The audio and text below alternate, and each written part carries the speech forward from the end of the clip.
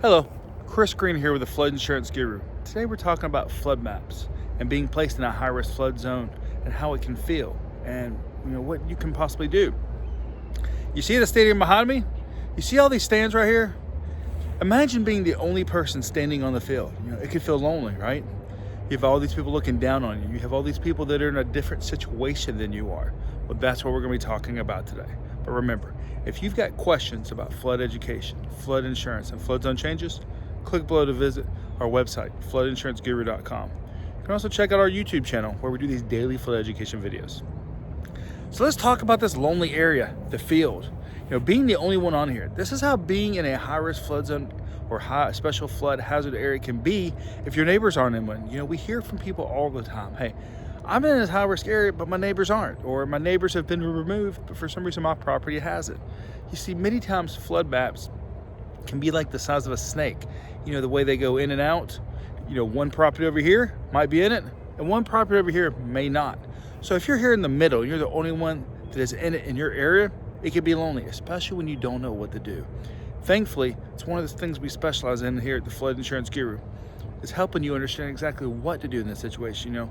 How could it impact your property value? How can you minimize the impact on your property value? How can you go through the process of doing what's called a letter of map amendment, and possibly getting removed from this flood zone, this high-risk flood zone? So it's not a situation to be scared in. It's just a situation where you need to collect the right information, because if not, your property value could be majorly impacted if you're not sure what to do, or if you've never looked at it. We just had a customer the other day that had never really looked at getting their property removed from a high-risk flood zone to a low-risk flood zone, which had a big impact on their flood insurance premiums. And it had a big impact on the ability for them to sell their property.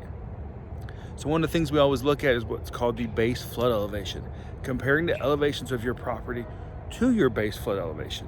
If you're above it, you might be a good candidate to get it removed and get back in the bleachers with the rest of your neighbors.